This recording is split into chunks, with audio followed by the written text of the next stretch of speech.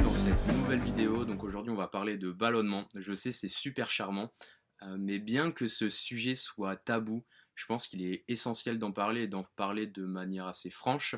Donc je vous préviens tout de suite, cette vidéo ne se veut pas la réponse à tous les problèmes digestifs, mais simplement elle a pour but d'éclaircir des causes éventuelles qui sont d'ailleurs bien présentes dans notre quotidien, que l'on connaît d'ailleurs. Je vais rien vous apprendre, je vais rien apporter, on va dire, de nouveau, mais ce sont des causes qui sont souvent mal considérées, qui ne sont pas considérées à sa juste valeur, qu'on met de côté en disant ouais bon, tout le monde le dit, on le sait bien, allez parle-moi franchement, je sais pas, parle-moi de génétique, dis-moi un truc compliqué qui pourrait expliquer pourquoi j'ai tous ces problèmes.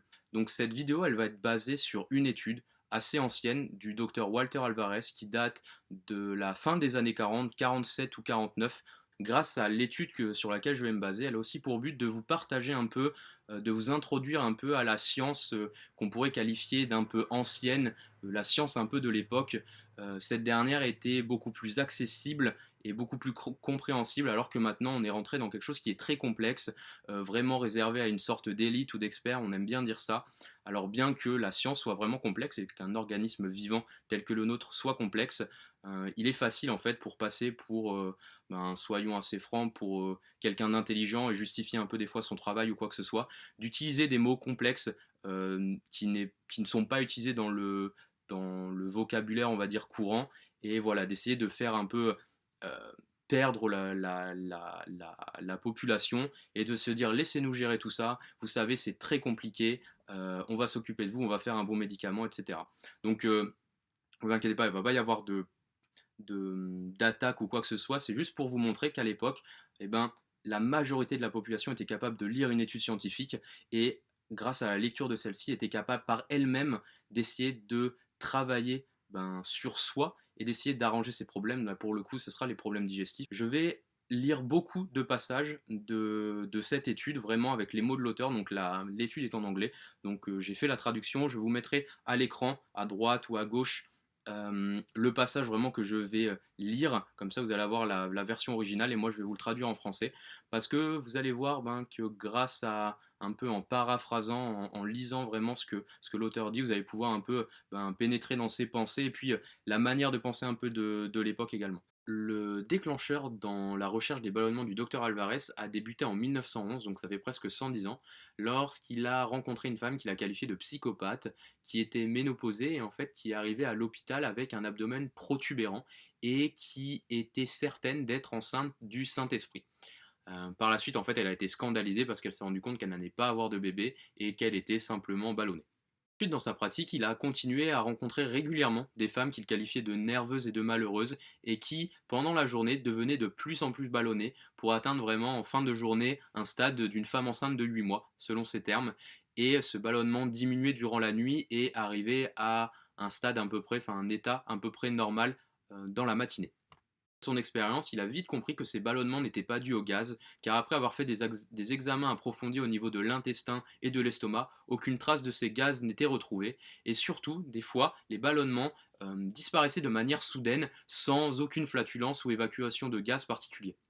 Pour être un peu plus précis, le docteur Alvarez mentionne 92 cas dans son étude, donc c'est pas énorme, mais au moins ça a le mérite d'exister, et il qualifiait ces ballonnements non flatulents de névrotiques ou d'hystériques, et ce syndrome faisait le lien avec des chercheurs bien avant lui qui mentionnaient le même type de problème, mais sous les noms de tumeurs fantômes, de syndrome de Lilius ou encore d'abdomen en accordéon. L'une des choses essentielles que le docteur Alvarez mentionne dans tous les cas qu'il a décrits, c'est que l'impression de ballonnement peut déjà survenir à cause d'une mauvaise position de notre corps. Il qualifie cette position de position lordotique. Vous connaissez peut-être la syphose et la lordose au niveau de votre colonne vertébrale. Et bien quand vous adoptez une position qui est un peu avachie, et bien votre corps va avoir tendance à faire avancer votre région hypogastrique, donc le bas de votre ventre, vers l'avant, et vous pouvez, en vous regardant dans un miroir, avoir une sensation de ballonnement, en tout cas l'impression de ballonnement, sans avoir les symptômes qui y sont associés. Et souvent, quand l'on pense que l'on est ballonné, ça ne va pas forcément nous plaire. On va commencer à rentrer dans un état un peu de stress, et là on peut réellement créer de véritables ballonnements. Vous allez le voir par la suite, alors que tout simplement, si on se redresse un petit peu, eh bien notre ventre redevient plat et en fait il n'y a aucun souci. La plupart des patients ont déclaré au début qu'ils ne ballonnaient qu'une fois par an ou qu'une fois par mois. Par la suite, l'intervalle s'est raccourci pour que les ballonnements se produisent parfois chaque jour. Dans la plupart des cas, le ballonnement se développait après un gros repas assez rapidement ou se développait sinon lentement durant l'après-midi, atteignait un pic en fin de journée, puis diminuait durant la nuit sans l'évacuation de gaz. Et pour le docteur Alvarez, c'est un point très important dans le diagnostic. Et plus loin, il est intéressant de noter qu'il existe plusieurs types de ballonnements. On peut avoir des ballonnements qui sont associés à la diarrhée, à une stimulation physique, et il y a aussi les ballonnements, on va dire, bien connus, gazeux. Et ces derniers peuvent être causés par plusieurs facteurs. Peut-être parce qu'on a trop mangé, parce qu'on a consommé quelque chose alors qu'on était nerveux ou bouleversé, parce qu'on a mangé quelque chose qui était indigeste ou mal préparé, parce qu'on a consommé quelque chose qui est connu pour donner un peu des flatulences, les fameux par exemple haricots rouges, haricots blancs, avec le cassoulet par exemple. On peut avoir des ballonnements gazeux parce qu'on a mangé trop fibreux, et on peut également avoir ce genre de problème parce qu'on a tout simplement consommé quelque chose auquel on est intolérant ou allergique. Maintenant, on va s'intéresser à un des points qu'Alvarez a mentionné dans son étude. Donc, je vais commencer à lire des parties de cette étude. Je vais vous mettre la version originale juste ici en anglais. Et moi, je vais commencer à lire. Donc, ne vous étonnez pas si je commence à être un peu linéaire dans mes propos. Alors, la soudaineté avec laquelle la paroi abdominale se dilate souvent et parfois se contracte est significative et intéressante. Une femme a dit: "Je monte et je descends comme un accordéon." Et curieusement, Bernheim en 1891 et Kaplan en 1900, petite histoire, Kaplan est un chercheur français, ont écrit sur le ventre en accordéon. En ce qui concerne un autre patient, un médecin a écrit: "L'abdomen gonfle soudainement et de façon spectaculaire." 12 patients ont déclaré qu'une forme de ballonnement est apparue dans les secondes qui suivent la consommation d'eau froide, et 15 ont parlé de la soudaineté avec laquelle ils ont gonflé après avoir mangé ou bu. Plusieurs d'entre eux ont rapidement ballonné alors qu'ils se trouvaient dans mon bureau. Aucun signe n'indiquait qu'ils avaient avalé de l'air. Certains de ces patients ont dû garder à portée de main 3 ensembles de vêtements conçus pour 3 tailles d'abdomen. Alors là, pour essayer d'expliquer peut-être deux petites choses, il parle par exemple d'avaler de l'air parce qu'il a fait une autre étude, et cette étude, elle sera notamment mentionnée dans la formation qu'on fait sur la digestion dans le projet Résilience, où euh, avaler de l'air et par différents moyens, par exemple en prenant un chewing-gum ou en buvant un verre d'eau, peut vraiment engendrer des ballonnements, mais pour le coup là, l'évacuation de gaz. Et lorsqu'il parle de garder à portée de main 3 ensembles de vêtements, là il parle que chez eux, les personnes ont gardé dans leur penderie, par exemple, 3 tailles de pantalons différentes en fonction de leur taille qui augmentait à cause de leur ballonnement. Ça peut paraître étonnant de parler de ballonnement sans parler de gaz ou de constipation. En tout cas, pour moi, j'avais, jusqu'à pas encore si longtemps, vraiment cette idée de me dire que si quelqu'un a le ventre gonflé, c'est soit qu'il est constipé, soit qu'il a vraiment une sorte de fermentation dans l'intestin. Alors pour le coup, Alvarez nous montre clairement, et nous l'a montré déjà il y a un sacré moment, que pas forcément. Et donc je vais continuer à citer un peu ses propos, et là on est dans la partie l'absence de gaz dans l'abdomen. Alors je cite: "Comme nous l'avons déjà indiqué, une caractéristique essentielle de cette maladie est l'absence de tout excès de gaz dans l'intestin lors de ballonnements.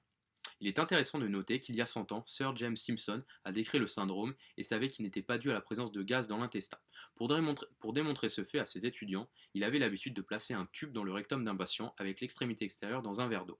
Il administrait ensuite un anesthésiant et, lorsque l'abdomen du patient devenait soudainement plat, il attirait l'attention sur le fait qu'aucun gaz n'était venu de l'intestin. En 1881, Mitchell rapporte le cas d'une femme qui a des ballonnements et qui sait que le gonflement n'a rien à voir avec les gaz. Dans son cas, elle est causée par l'émotion." Donc déjà, ce qui est sympa, c'est en tout cas, ce que j'ai trouvé sympa personnellement, c'est l'ingéniosité de ce fameux Sir James Simpson à mettre l'extrémité dans un verre d'eau. On imagine tout de suite le résultat que ça aurait dû faire. Donc assez sympa l'expérience. Et vraiment, on voit du coup, et ça nous donne vraiment un indice pour la suite, c'est l'expérience après, enfin l'expérience, ce que raconte Mitchell en 1881 avec le cas d'une femme qui sait d'elle-même que quand elle est bannonnée, ça ne devient pas de gaz, mais ça vient des émotions.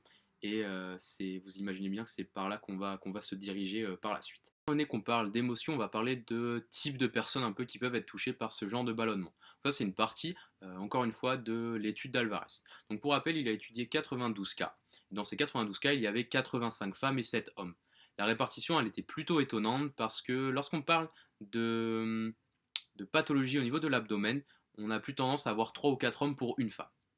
Alors, je vais continuer à citer ses propos pour que vous puissiez un peu plus pénétrer ses pensées et avoir une idée un peu plus claire de ce qu'il raconte dans son étude. Alors, je cite: "18 des femmes étaient célibataires et la plupart d'entre elles étaient trop psychopathes ou sans libido pour se marier. Peu d'entre elles étaient déjà sorties avec des hommes. L'une d'entre elles a dit qu'elle ne voulait jamais sortir avec des hommes. Plusieurs n'avaient aucun sentiment sexuel, et l'une était une religieuse dont la mère supérieure disait qu'elle était un peu difficile.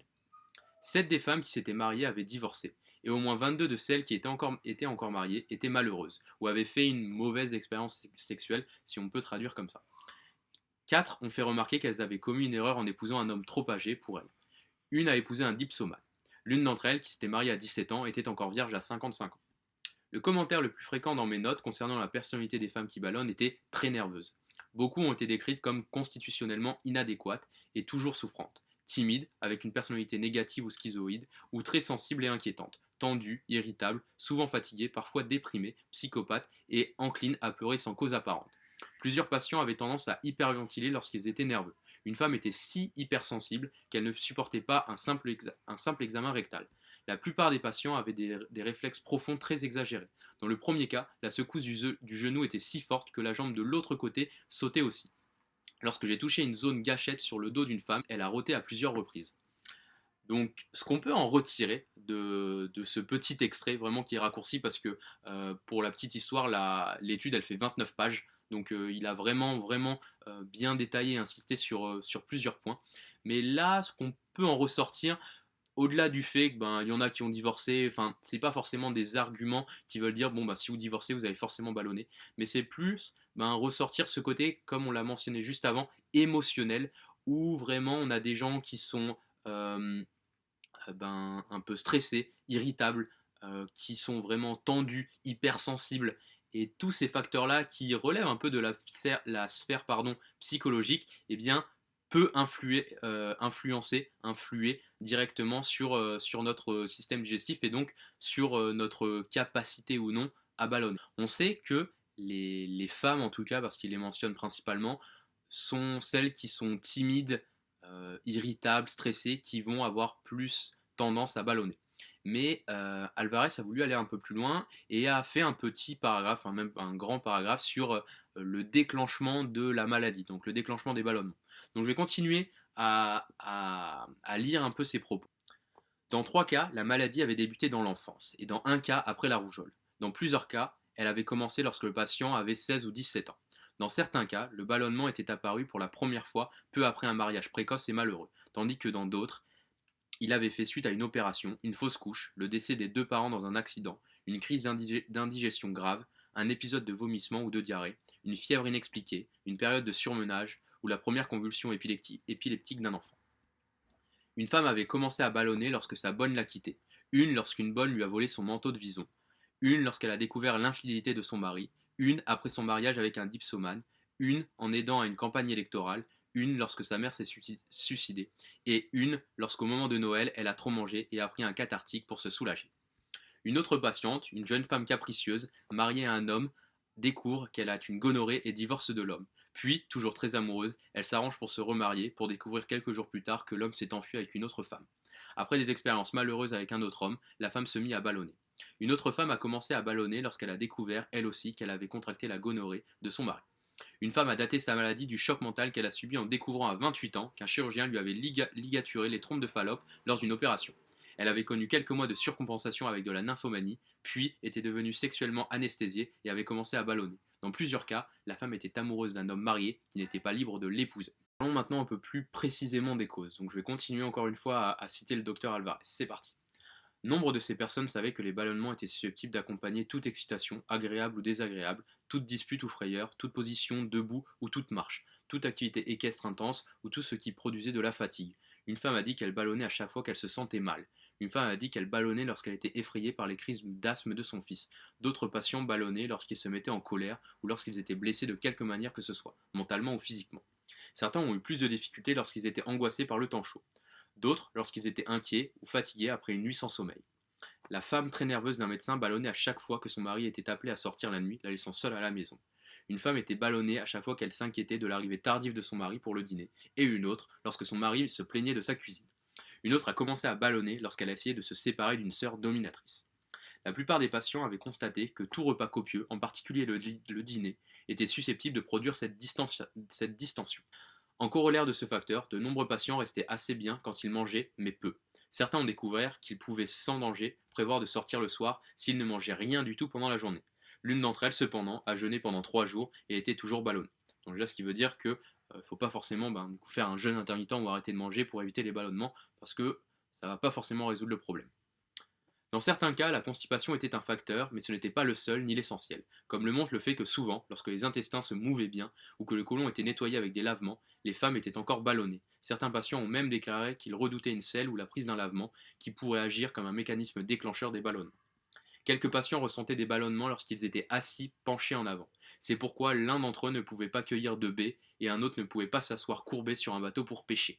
On a toujours cet aspect émotionnel qui revient, que ce soit par une critique, par exemple par la cuisine que la femme peut faire à son mari, ou par tout simplement une position que l'on peut adopter, ou par, encore une fois, n'importe quoi. C'est pour ça qu'on répète beaucoup dans le projet Résilience que l'environnement est important, impacte beaucoup de choses, et vous voyez que simplement le fait de ne pas avoir son compagnon par exemple le soir parce que c'est un médecin, ou le fait d'avoir un reproche de son compagnon parce que la cuisine n'est pas bonne, et ça peut vraiment nous impacter, nous mettre vraiment dans un cercle vicieux et déclencher ces ballonnements, et après on peut se dire mais mince, d'où ça vient, pourquoi j'ai ça, pourtant je fais tout bien, je calcule tout, je respecte, j'ai des heures, nanana, et pourquoi ça va pas. Et des fois, c'est ces petits détails qui peuvent compter. Enfin, on finira par une dernière partie sur les douleurs et les ressentis que l'on peut avoir. Donc, je cite encore une fois le docteur Alvarez, après ce sera la dernière fois. De nombreuses femmes ont parlé de malaise, de misère, de douleur, de détresse, de blessures, de brûlures, de rongements ou d'un sentiment de distension, de pression ou d'éclatement lorsqu'elles étaient ballonnées. Quelques-unes avaient des douleurs si intenses qu'elles marchaient sur le sol en gémissant, en grognant ou en grinçant des dents. D'autres se comportaient comme une femme en travail, donc en travail pendant la grossesse si vous voulez, enfin pendant l'accouchement, avec des douleurs toutes les 4 ou 5 minutes. À cause de cette souffrance, au moins 2 des femmes se sont habituées à la morphine et plusieurs étaient en danger. Dans la plupart des cas, la douleur était constante, mais dans quelques cas, elle était rythmée. 11 femmes ont parlé de crampes. Quelques-unes pensaient que la douleur se manifestait dans les muscles de la paroi abdominale. Quelques-unes avaient mal au dos pendant les crises. Une patiente a dit que la douleur montait à la tête. 5 ont dit qu'elles avaient mal partout. Certains avaient tellement mal qu'ils aimaient, pendant les crises, s'allonger sur le côté avec les genoux relevés. Dans la foule, ils avaient peur d'être bousculés. Vous voyez que les douleurs, c'est très général et en même temps, c'est toujours difficile de mettre un peu des mots sur ce qu'on ressent. Le docteur Alvarez après va un peu plus loin et parle de facteurs supplémentaires. Il y a la relation avec la maladie, les allergies, les conditions coexistantes, les résultats négatifs des examens, les efforts pour éviter les ballonnements, l'inutilité des opérations, l'effort pour mettre fin au ballonnement. Et si vous avez bien aimé ce genre de vidéo, je pourrais en faire une autre notamment sur ce qu'un médecin a appelé le syndrome du gros dossier, qui était qu'en fait, quand vous allez chez un médecin, vous avez votre dossier, et à chaque fois vous allez de médecin en médecin, donc votre dossier s'épaissit, et vous n'avez toujours pas la réponse à vos questions, à la fin on vous dit que c'est de votre faute, que vous n'allez pas bien. Et c'est un peu en rapport avec ça aussi les facteurs supplémentaires où on va essayer nous-mêmes de guérir, on va aller faire plein d'examens, et on ne trouve pas la réponse, et tout va bien, mais pourtant ça va pas. Donc c'est toujours aussi frustrant et ça aide pas au traitement et à la guérison d'une certaine manière. Ok, on est arrivé à la conclusion de cette vidéo, j'espère que ça vous aura plu. Pour la conclusion concernant le côté un peu pathologique, ce qu'on peut retenir c'est que notre environnement nous impacte et par exemple on peut être ballonné sans forcément être constipé ou avoir une fermentation, et que c'est vraiment notre environnement par ce qu'on peut recevoir vraiment de l'extérieur et comment on va le prendre et l'interpréter qui va après s'exprimer d'une manière qui va différer selon les personnes. Donc là, c'était le prétexte à parler des ballonnements. Mais sachez, en tout cas, je pense que ça peut s'exprimer par de l'acné, enfin par des problèmes cutanés, par la perte de cheveux, par des douleurs articulaires, par de la diarrhée par exemple. C'est vraiment, chacun va être différent, il va expérimenter le monde d'une manière différente. Pour le côté un peu plus vieille étude, tout ça, j'espère que ça vous aura plu aussi, que je lise un peu ce docteur pour vous partager un peu que des fois ça peut être plaisant, en tout cas pour moi ça a été plaisant de lire cette étude, j'ai vraiment trouvé sympathique, et qu'il y a des fois ce côté un peu plus proche, un peu plus des fois humain dans les études, et vous voyez de ce que je vous ai parlé, à aucun moment je pense ça a été très compliqué à comprendre. On n'a pas parlé de termes très complexes, de notions très complexes. Donc si ça vous a plu, n'hésitez pas à nous le dire, et merci beaucoup.